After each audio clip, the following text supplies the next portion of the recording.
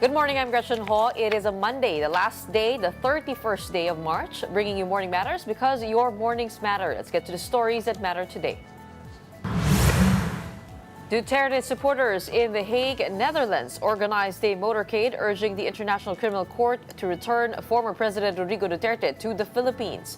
Protests also took place in other countries, including Qatar, where 17 Filipinos were arrested due to the lack of a demonstration permit.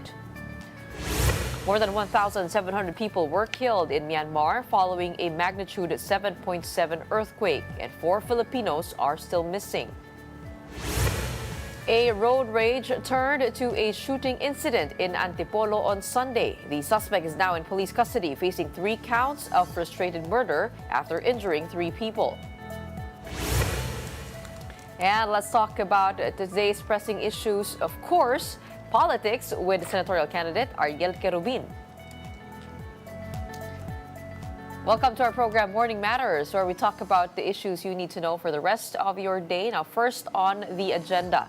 Duterte supporters in The Hague, Netherlands, held a motorcade calling on the International Criminal Court to send former President Rodrigo Duterte back to the Philippines. Here's the report. Motorcycles and bicycles took off one by one, while hundreds of overseas Filipino supporters of former President Rodrigo Duterte marched from the International Criminal Court to Scheveningen prison in The Hague, Netherlands. They also stopped by the Philippine Embassy before continuing their demonstration. This marked the first time they organized a motorcade demanding Duterte's return to the Philippines. Initially planned for the former president's birthday on March 28, the event was postponed to a later date. Naiinip na rin kami kasi kumbaga hindi naman dapat Kasi unang-una tayo bilang Pilipino, tayo na may hustisya sa ating bansang sinilangan. Dapat kung may pagkakasala, doon siya litigation, hindi dito sa international. But ICC Assistant to Counsel Attorney Cristina Conti said Duterte's camp has yet to request interim release. Even after Duterte's 80th birthday, Filipinos continued gathering outside the detention center, sharing food and showing solidarity. However, no family members were seen visiting him at the facility on Saturday. To keep morale high, Senator Robin Padilla engaged with supporters, taking photos and joining in songs. Mukhang hindi na ito politika lamang, ito ay mga Pilipinong naninindigan na ang Pilipinas, soberanyang bansa, malaya, independyente at dapat hindi nakikialam ang mga dayuhan.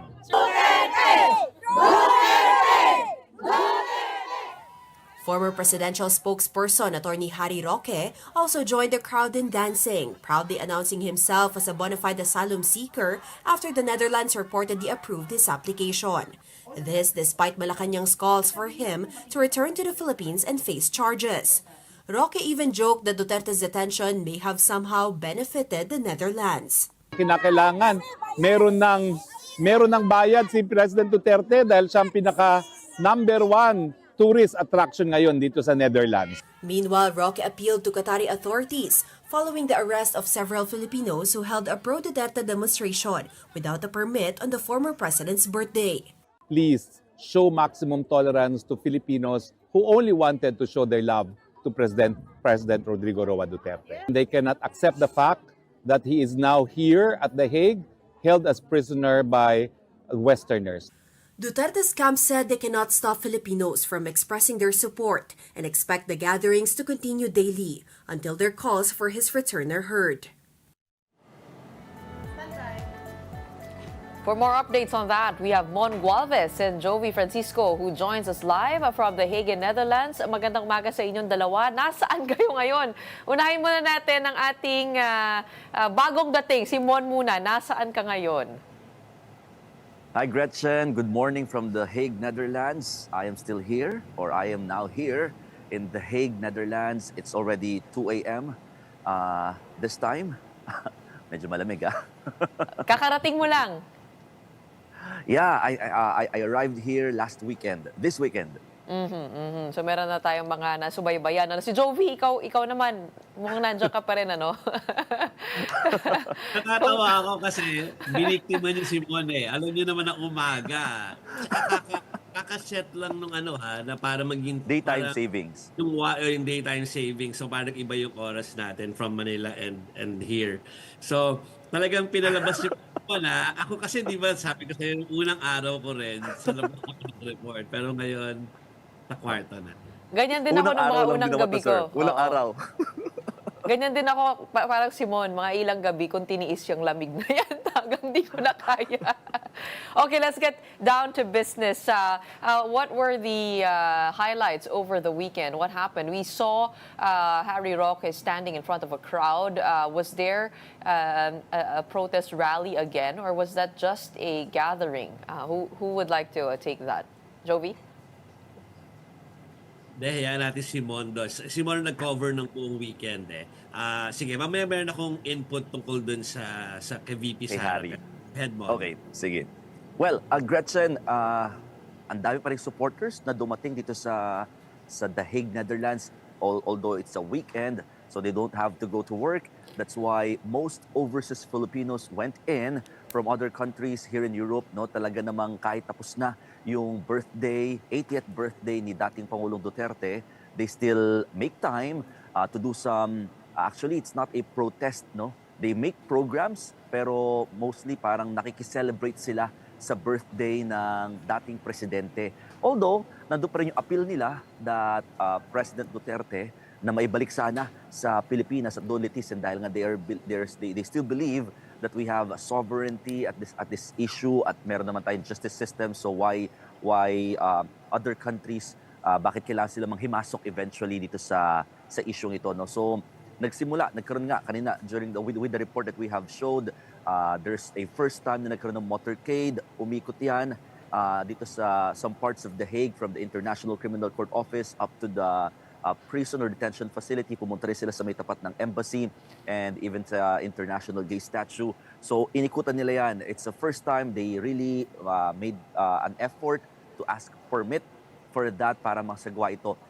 And during this weekend, actually yesterday, talagang ang dami pa rin, no? Ang dami pa rin supporters sa labas nitong detention facility. Ito yung mga humabol at hindi nakasama last Friday and Saturday. So same, may mga prayers, may mga prayer activities, merong mga parang mga at least a simple and short program. At yun nga, most of them are really chanting, especially when kumbaga mga significant people or somehow yung mga personalities went in at nakikita nila, mas nagkakaroon sila ng talagang para na-excite, no, yung mga overseas Filipinos here, Gretch. Okay, we saw a video gone viral with a Dutch police officer saying that yung permit nyo lang ay para sa picnic, no? So effectively, yung gathering na ito ay walang permit, tama ba? At gaano katagal nagstay yung mga Pilipino?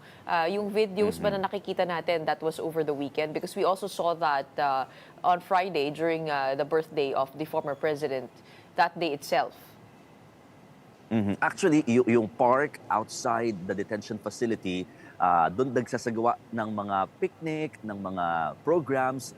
Yung sinisita ng Dutch police, yung kasi yung mga lumalampas doon sa park, they are very strict here na dapat yung area mo doon ka lang kasi they don't want na makaabala sa mga nagba-bicycle, mga motorcycle riders. So lumalampas kasi yung dami ng mga Pilipino, lumalampas sila doon sa park, kaya nasisita sila eventually dito sa area, pero hindi naman talaga sila pinagbawalan na magsagawa ng mga programs during this weekend, Gretchen.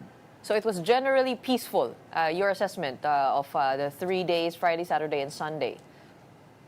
Yes, it was generally peaceful. Talagang nasagawa pa rin naman ng mga protesters or ng mga supporters yung kanilang demonstration, yung kanilang love and support to the former president. Okay, Jovi, with regard to the vice president, there was a soundbite that I'm curious about where she said that former President Duterte requested the followers not to comment on the case itself before the ICC. Bakit kaya ganon, ano? Bakit kaya ganon yung naging panawagan ni dating Pangulo?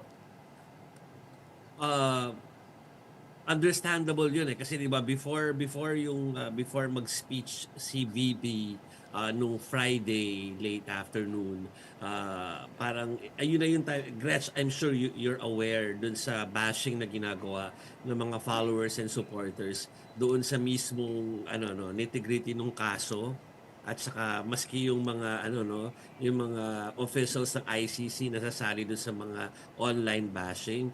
So kumbaga okay lang daw sabi ng dating pangulo na magalit sila, ni-express yung galit nila, pero tanggalin yung sa usapin yung actual ano no, yung actual legal process at saka yung ano no, yung kaso mismo ay wag i-discuss. So, pinaalala yon. Yun ang isa sa mga unang-unang sinabi ni Vice President doon sa kanyang medyo mahabang speech. Ano. You know what's interesting, Gretchen? Just moments after that speech, ambush interview, ang unang ginawa ni Vice President ay talakayin yung yung kaso mismo. And isa pa yan sa naging viral at saka isa pa yan sa pinag-uusapan ngayon diyan sa Manila no at mga lawyers ay nagcha-chime in because pinintas na yung kung matibay ba yung mga ebidensyang sinumite, pinintasan niya yung number 30,000, ano yung mga names ng mga yon. Tapos sinasabi rin niya paano daw may establish na ganong karami namatay pero mga 43 lang naman talaga included sa case. So mga ganyang hirit ni Inibisit. Tapos ang pinakadulo kasi noon, which is the clincher of it all, nung sinabi niya yung word na bobo doon pertaining to kung sino yung mga nagpo-push nung narrative daw na or yung hindi man narrative tawag doon kundi kung ano yung kung bakit merong pattern pero parang ba't ganun nakakonte.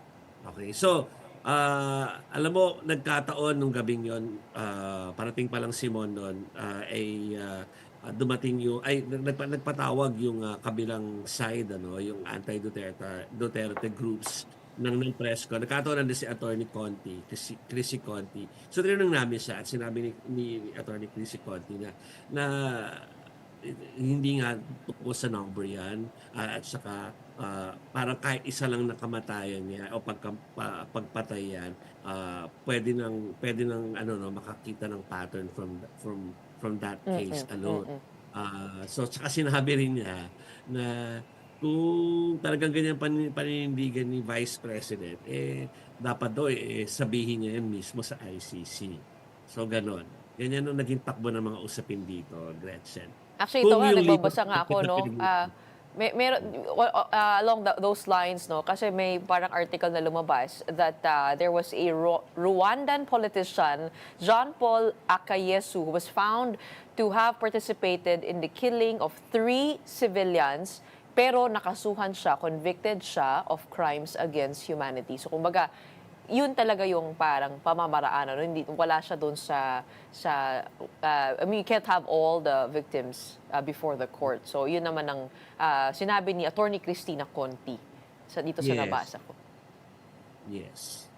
Kasi merong si Cristina Conti, inamos siya interview namin doon sa event nung Bayan Europa Pero kinabukasan naglabas siya ng yung siyempre yung sagot niya doon is yung parang for soundbite purposes. Naglabas siya kinabukasan nung mas mahaba na may legal explanation at kasama nga dyan yung nabasa mo, Gretchen. So, alam natin na marami pang ibang lawyers ang nag-chime in dyan, lalo yung mga nakabase dyan sa Manila.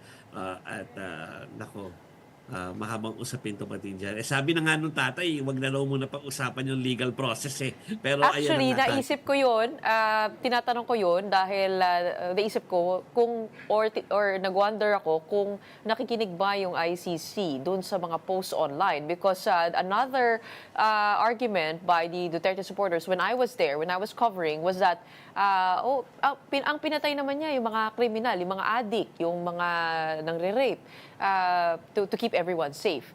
So in effect, it is also like confirming from a third-person point of view that these actually happened. Pero ito yung paninindigan namin na mas safe yung community namin dahil may pagpatay or siya yung naging cause ng mga pagpatay. Yun ang kaya iniisip ko, nakikinig ba yung ICC at maaari ba yun magkaroon ng epekto sa kaso? Hindi, hindi ko alam kung nakukuha rin ni Moto. And I'm sure, Gretchen, nung nandito ka, cover mo yung ICC. Parang ang ICC walang pakialam sa nangyayari sa external. Di ba? Meron silang ganun parang clinical way of doing it na parang, sige, ang daming noise, pero, wala, hindi namin papakinggan yan kasi unang-una nasa pre-trial tayo tapos sa September 23 pa naman magsisimula, nasa submissions pa lang naman tayo na deadline na very soon, April 4 and 11 ano. So ano pa hindi wala pa sa ganun. Pero yun na nga, tama rin naman ano, may wisdom din naman yung wish nung dating pangulo na huwag niyo masyadong ungkatin, huwag niyo masyadong pintasan as early as now yung buong proseso because it will not it's not good for ito sa laban na gustong gawin ng depensa. Mon, when it comes to the gathering outside, si Attorney Harry Roque, is he determined to be there almost every day? Any updates on his asylum request? There was in that report, the reporter said that there was a rumor of his application being approved. Did I get that correct? Well, actually, he confirmed that the Netherlands has already accepted his application for asylum, and the process will take 1 to 1.5 years. So, ang sinasabi ni Attorney Roque dito, kumbaga, during that time, hindi raw siya mauobliga or makukumpel na makabalik sa Pilipinas kung sakasakaling magsasagawa siya ng mga ganitong klaseng pagsali at pagsasalita against the administration. Kaya nga, he is very proud saying some kumbaga mga puna sa government, no? At sinasabi nga niya na okay lang ako magsalita ng ganito kasi meron na akong isa na akong asylum seeker, nakakuha na ako dito sa Netherlands. So during this time, ang sinasabi din naman ni Attorney Roque, pinaprocess naman na nila yung pag-i-stayan niya dito rin sa Netherlands after niyang magtago for a while. Yun din ang words niya exactly, no? So he will be expected to be seen here in The Hague again, together with the supporters during the coming days. Yan ang isa sa mga kinonfirm niya over the weekend, Gretchen. How about Attorney Cristina Conti? Jovi, natanong mo ba gaano katagal sila dyan? I mean, interesting verbal jabs over the weekend, but also this is gonna be a long process. Natanong niyo ba yun?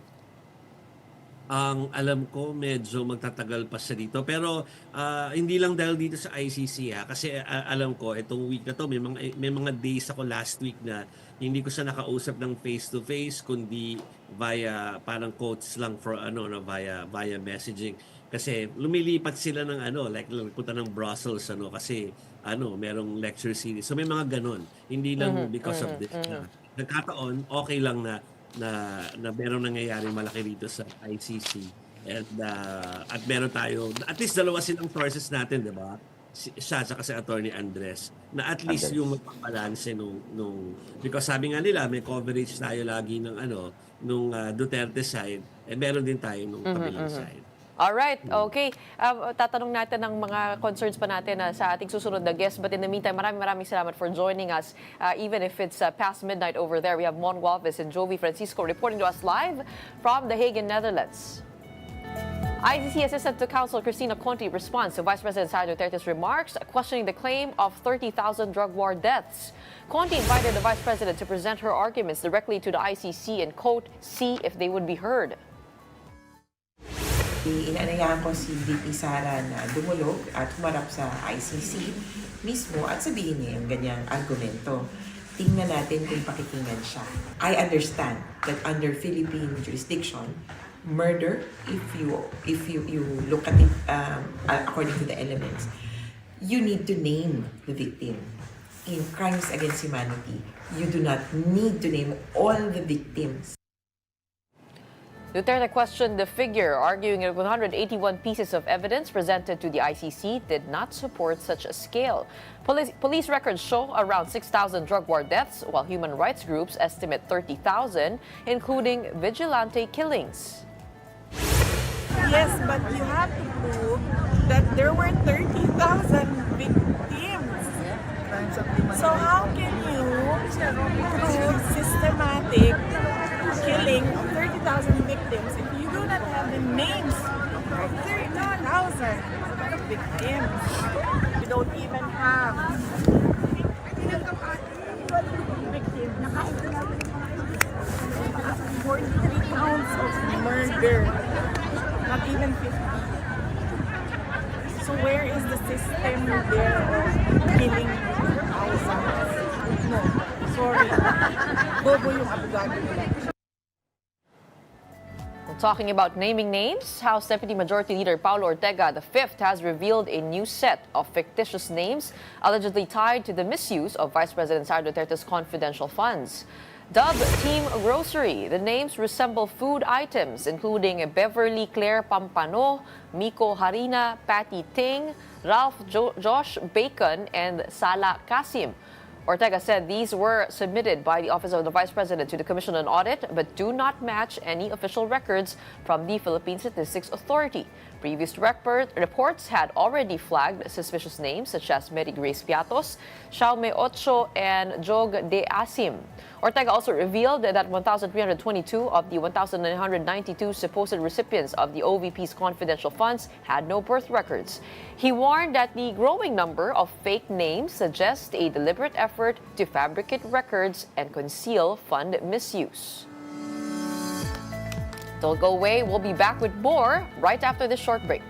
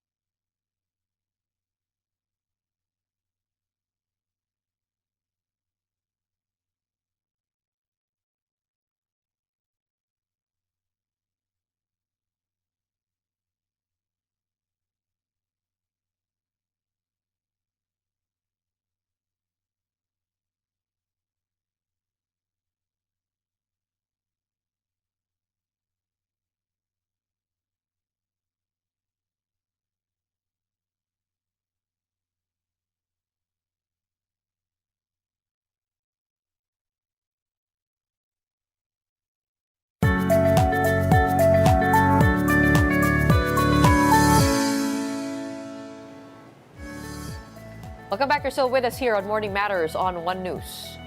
A road rage incident in Antipolo, Rizal escalated into a shooting on Sunday afternoon. Police said the suspect fired multiple shots during the confrontation, leaving 3 people injured. The victims were rushed to Kabading Hospital for medical treatment.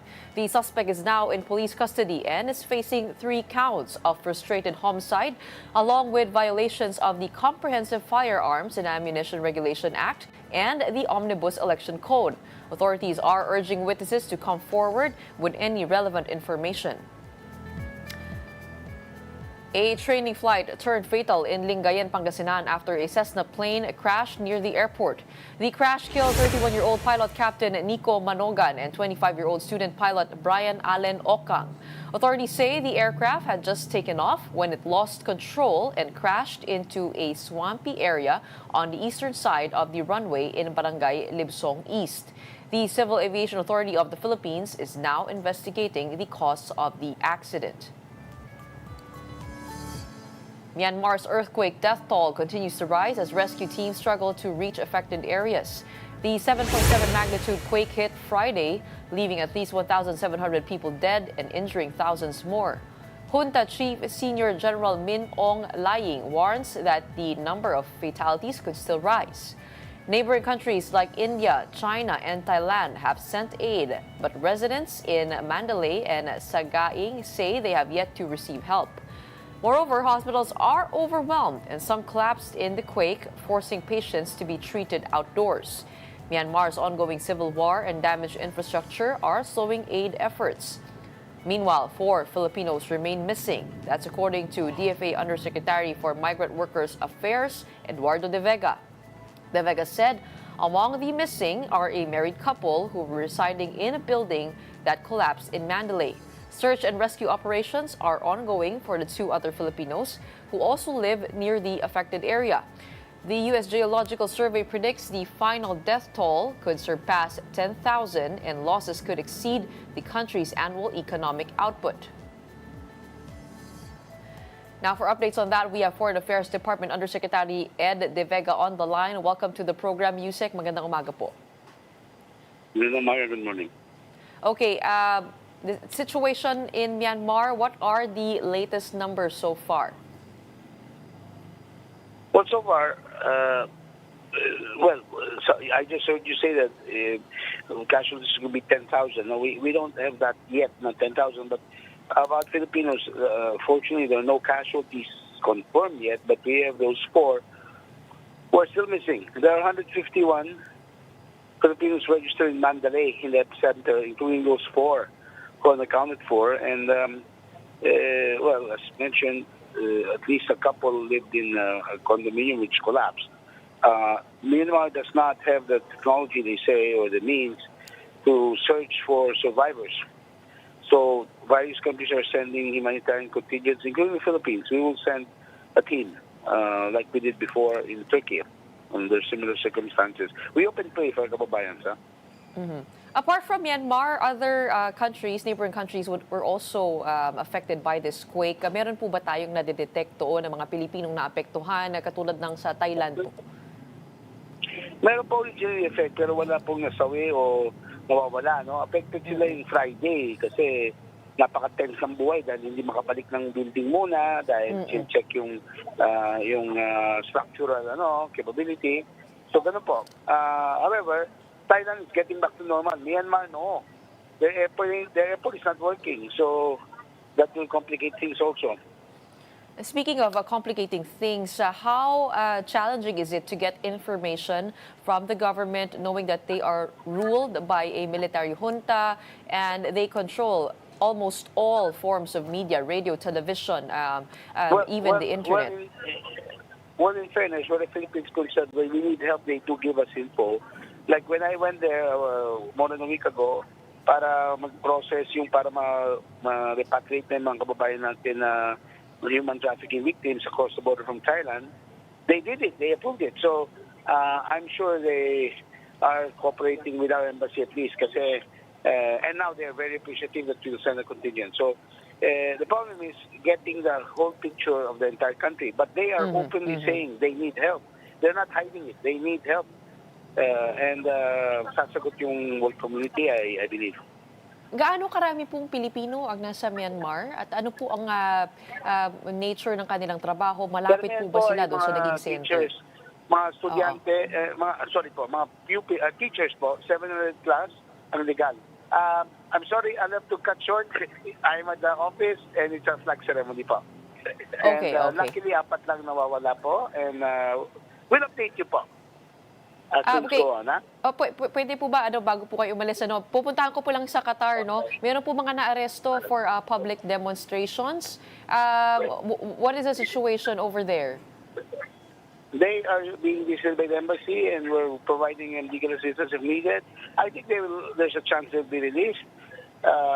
Pero dapat sumunod na sila sa patakaran Okay. ng Qatar. We're not, hindi natin pinagbabawalan dahil sa atin, no? Qatar ang nagbabawalan ng rallies.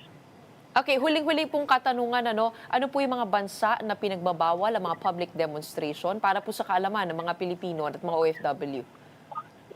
Sa Western Europe, okay. Pero sa Middle East, right now, no.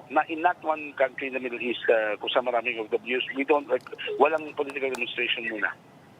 Alright, okay. Marami pa po kaming katanungan, pero sa Mabuhay susunod po. na lang, maraming salamat. Mabuhay. It is a Monday after all, and it is the flag ceremony over there. That was DFA Undersecretary Ed De Vega. Thank you so much for your time. Meanwhile, a new social weather station survey shows hunger in the Philippines has reached its highest level since COVID-19 lockdowns.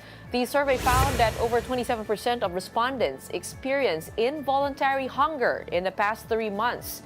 This marks a 6-point increase from February and a sharp rise from January. Hunger rates rose across all regions, with Visayas recording the highest at nearly 34%. The survey was conducted from March 15 to 20 with 1,800 respondents. Stay tuned. Morning Matters will be back right after a short break.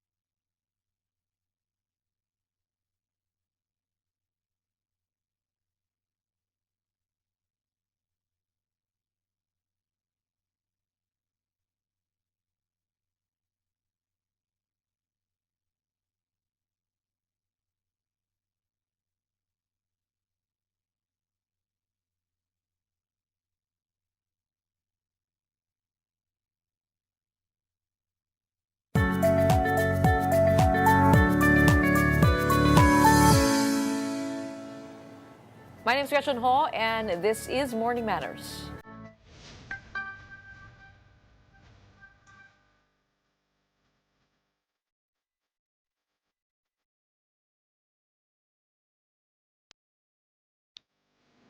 Joining us today to give us context about what's been happening and also his own candidacy, we have senatorial candidate Ariel Kerubin. He is a retired Marine colonel and a recipient of the Medal of Valor, the country's highest military award.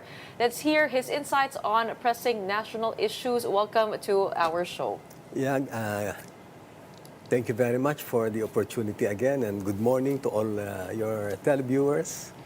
And it's nice to be back. Okay, sir, I wanted to get first your thoughts on our top stories in the past weeks. As first a soldier, and second as a Filipino. You are military man. You are a Medal of Valor awardee, as we mentioned. And there have been questions thrown at the AFP and their involvement or their silence, as the Vice President puts it. Ano po ang tingin nyo sa nangyari sa involvement ng AFP doon po sa pagka-aresto sa dating Pangulo? Na una-una, sabihin ko muna sa kanila kung ano ba talaga yung posisyon natin dito dahil nababanggit naman natin sa mga debates na I'm not really in favor of our returning to the ICC, nor am I in favor of filing a case against the former president sa ICC, no? But nandito na to di ba? Kaya ang sabi ko nga, harapin na lang natin and ipagdasal natin at sana naman mabigyan siya ng fair trial at due process, no? With regards to the armed forces, you know naman what caused my incarceration last time, because I questioned the legitimacy of a sitting president, and I wanted to say lang na ang posisyon dapat ng armed forces always, no, they should be non-partisan, no, they shouldn't be involved in any ito kasi if you take sides, wala na. The armed forces should always be the protector of the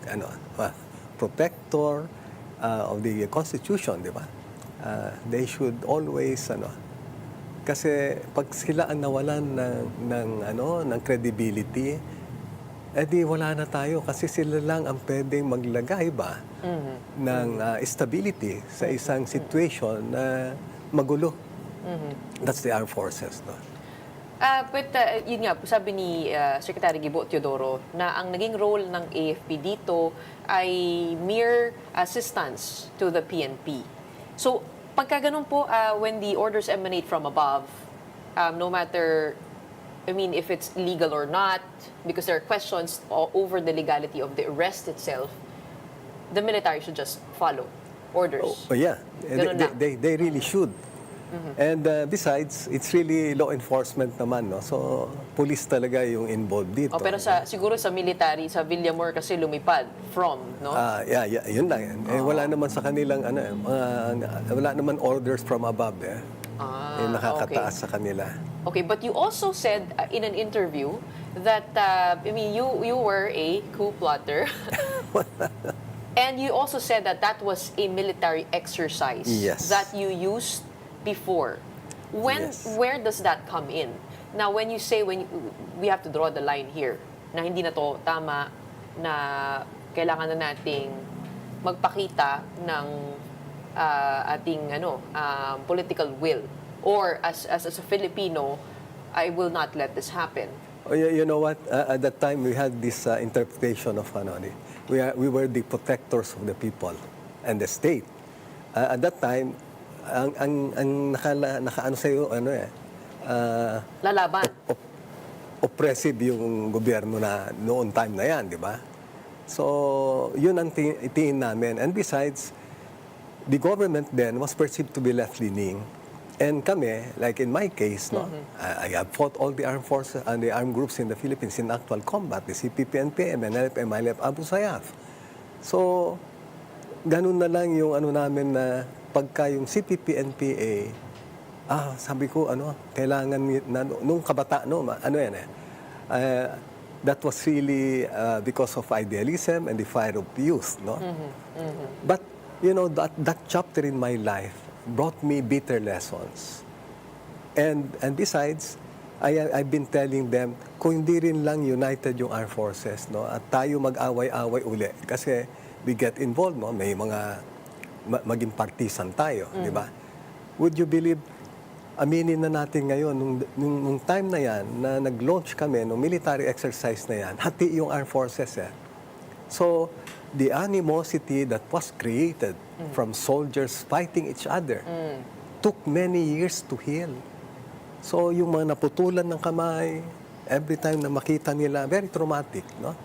Ako kunwari, yung pumatay sa akin, kaibigan ko, no? We saw each other, after how many years, no?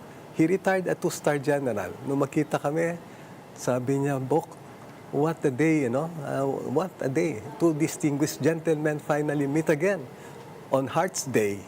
Nagyakapan kami, but, wala naman akong, sama ng loob kasi hindi personal. Siya yung nagbibigay sa akin ng support sa mga skirmishes ko, yung mga malilit encounters ko noon, close air support. Kasi pilot siya ng Sikorsky. He didn't know na ako yung bumabaril sa kanya sa baba. No, nag-release siya ng rocket na ganyan. Ako yung tinamaan. So namatay tayo. Di ba? I was brought to the morgue of the Quirino Labor Hospital. I was clinically dead. So na-realize niyo po na, na hindi dapat? Hindi dapat na mag-express ng political leanings ang mga sundalo. Yeah. Up to where does that extend? Because we also see retired military men on YouTube, on Facebook, voicing out against the government. Some have even called for the overthrow of an administration. Yeah, if you look, they're entitled to it. They can say whatever they want to say. Pansinin mo, di ba polarized din sila? Yung may isang grupo rin. Ganun talaga eh. Pagka nag-retire ka na. Pwede na. Yeah, in my case, for example, I can speak my mind out. Okay. Yeah, pwede na yan. Pero habang nasa loob ka ng institution, you're still active, you remain yung apolitical ko minsan nasosobrahan ng gamit. Kasi we know for a fact. Pero bakit po ngayon lang yan? In the past administration, we did see soldiers doing the fist bump for one. Ibang usapan din naman yan. Yung fist pump na ganyan, hindi naman yun, no? Pwede ba yun? Kung wari, it's sitting party, sitting president, and then you do the sign of the president. Is that legal? Is that allowed? Isn't that also a form of political expression?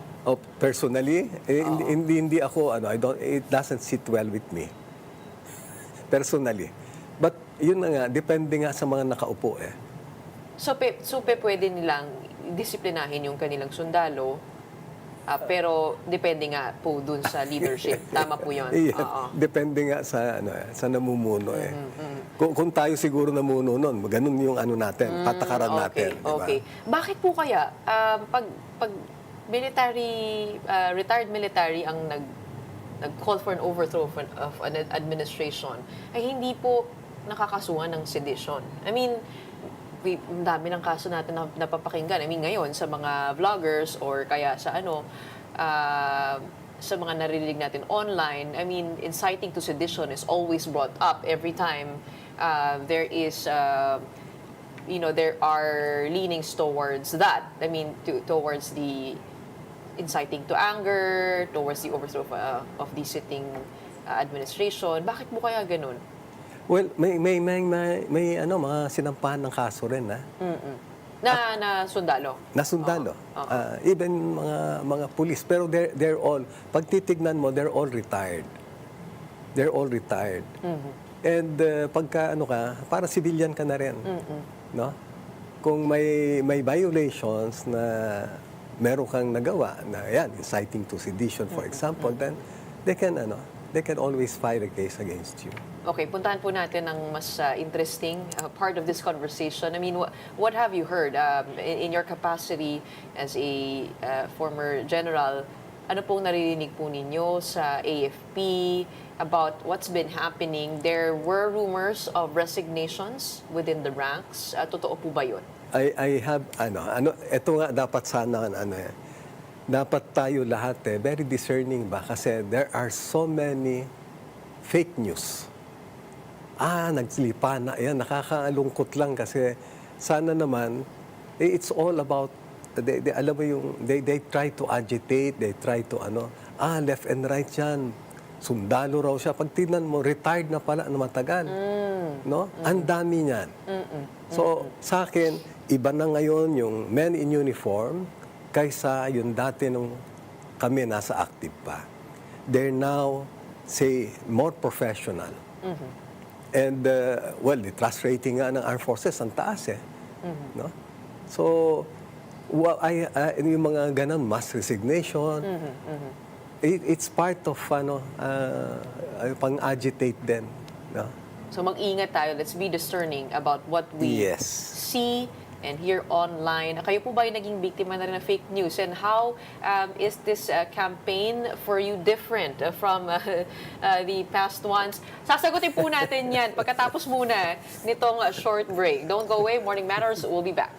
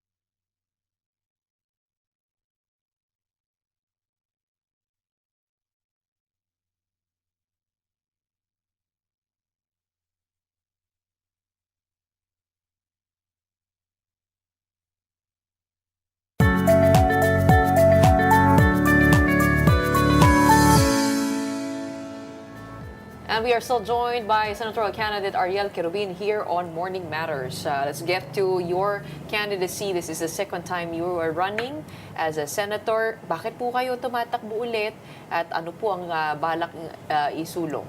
Well, ganito yan, Gretchen, no? Kasi the first time I ran in 2010, I was in jail.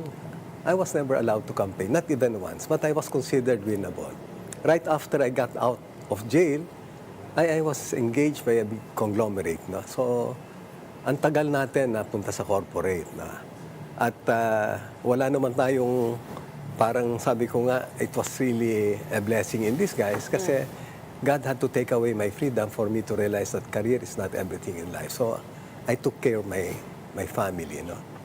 So, as days turned into weeks, weeks turned into months, months into years, I became closer to my children. So, hopefully this year, all of them will be professionals. But what difference do you think can you make in the Senate in terms of actual crafting of legislation? And also, what would differentiate your leadership style from the likes of Ping Lacson, Senator Bato?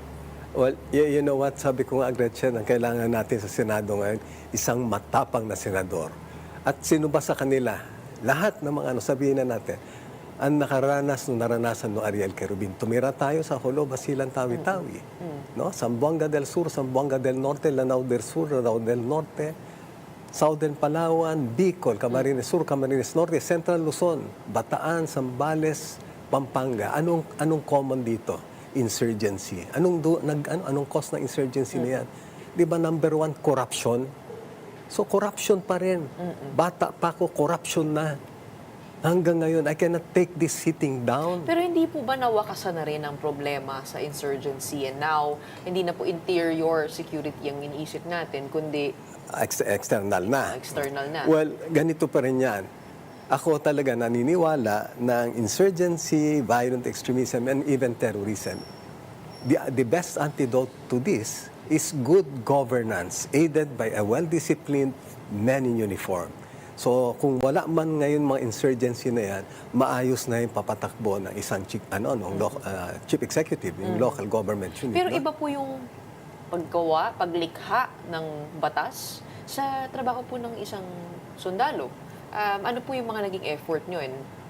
Well, yung experience natin, Gretchen, no, na-assign tayo, napunta tayo ng corporate, nabigyan din tayo ng award ng TMAAA, no? Cavalier Award in the field of private enterprise. What laws would you push for if you are elected as senator? Yeah, I'll push for madali lang na matandaan BET, di ba? BET. Narinig ko kanina na ang problema natin is hunger. Yan, busog na tiyan, yung B. Yung E naman is edukasyon, dekalidad na edukasyon. At yung T, trabaho at sapat na kita, or teritoryo at seguridad. At yung ko, kasi bet ko, di ba? Corruption na labanan natin kasi yung Ariel Kerubin, galit na galit siya sa mga corrupt Paano na po tao. natin lalabanan ang korupsyon? Narinig po natin sa halos lahat ng kandidato. Yeah, totoo. Pero paano? Well, It's ingrained in the system, as many politicians would acknowledge. well, you know what? Sabi ko nga, kailangan lang dito yung mga mahalal natin na talaga nagpakita ng tunay na pagmamahal nila sa bayan at pagmamalasakit nila sa taong bayan. They should have political will. Kasi naandyan na lahat, marami ng batas na mag-address itong corruption na to. Pero yung mga nilalagay natin, either they don't have the political will, nor they have fear of God. Kaya Do you left and think right that ang ano nila. do you think that it is right that or it is Congress exerting its political will over this investigation into the confidential funds? Do you agree that it has a need for stricter oversight? Oh, yes, but let's do it properly, no? Kasi maaring masyado na tayong na polarized, di ba? Na sasabihin nila pag nag-imbestiga sila, that's in aid of hindi na in aid of legislation kundi in aid of persecution. Depende na nga sa anong side ka. Pero hindi po ba parte rin sa role ng Kongreso yung power of the purse na binabantayan nila kung paano nagagastos yung binabudget nila? It is actually nasa batas po, nasa constitution po yun. Yes. Nakasama sa function niya. Yes, totoo yan. Pero pansinin mo, pagka nakabangga sila na may pangalan na, may malaking tao, meron na bang nakulong na smugglers, nakulong na mga hoarders? Pansinin natin. No, but focusing solely on confidential funds, how would you propose for it to have stricter oversight? You know what, yung confidential fund kasi, akala natin, gaya ng intelligence fund na hindi na-audit. No, nagbibigay ka kasi ng parang pang-clear mo dito. And yun, dapat stricto sila dito kasi sana magamit lahat ito para sa national security. Pero bakit po kaya ganun? Maraming mga grocery items ang naging pangalan dun. Diba, hindi po ba nakakapagtaka po yun na siyempre may safe house na hundreds of millions ang nagastos doon. And we are seeing this, I mean, not just with the Vice President's office in mind, but also other offices that are receiving confidential funds. For example, the Office of the President is also receiving confidential funds. Parang bakit po ganun? I mean, with your knowledge as a military person, sa totoo lang kasi dapat COA lang din naman yung COA kasi ito yung agency na merong dito. Parang yan ang regulator na, di ba? So may merit po itong investigasyon? Wag lang dalhin sa political persecution. Yes, yes. So may merit po. May merit naman. Yeah. Okay. Punta po natin ang West Philippine Sea. Kayo po ay bumisita sa Pag-asa 2 months ago. Yes, yes. Ano po ang napansin ninyo? I mean, what has that brought you? Well, nalulungkot lang ako kasi nagpakuha ako ng picture ba doon sa dulo ng runway. Ang background China Coast Guard at saka yung mga militia ships ng China. So nakakalungkot lang kasi early 80s Marines na nagbabantay dyan. We left the area 1985 noong nag-escalate ba yung insurgency problem natin sa Bicol. No? When I went back, 1999, I was a battalion commander.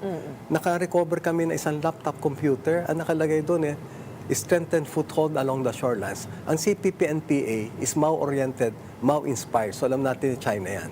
So yung strengthened foothold along the shorelines, wala naman, hindi naman kailangan na matalino mag-assess nito. Yung mischief reef was taken over by China 1995. So it has something to do with that. Kasi napakaganda na transshipment point, not only for firearms, for illegal drugs and smuggled goods. And alam natin, no, kasi ako, lumaki ko sa intelligence. Allegedly, the firearms that were given to our secessionist groups, no, particularly the MNLF, came from Pakistan, a surrogate of China. So ano ibig sabihin nito? Ginulo lang tayo ng ginulo ng China internally. Ma-focus lahat ang modernization natin sa ground force, napabayaan natin yung West Philippine Sea. Kaya nakakalungkot, pagbalik ko ron, no, wala akong makitang barko natin. No? But do you think that the administration is moving in the right direction? Si U.S. Defense Secretary Pete Hegseth was here on Friday reaffirming their ironclad commitment to the Philippines. Naniniwala po ba kayo na pagka nag-ipitan, the United States will come and really help us? We have yet to really find it out if that is really true. Kasi nakita naman natin, But no? Kung kayo po ay, saan po kayo lulugar? Well, sabi ko, naniniwala ako, when push comes to shove, dapat robust ang reserve force natin. And we should never be reliant on any superpower, dependent on any superpower for forever. Kasi ngayon, nataon lang na we are being pushed by or bullied by a superpower, we don't have any recourse than to look for a big brother na sasandalan mo. Ganyan ang sitwasyon natin. But with the signing of the Self-Reliance Defense Posture Revitalization Act, now we can start to be self-reliant kasi kung nakita natin na pwede tayong tumayo on our own, we can get more concessions. And how can we achieve that? I mean, with a population of 100+ million vis-a-vis China, hindi ko na alam yung population nila, billion na siguro. Well, nobody wants to go to war.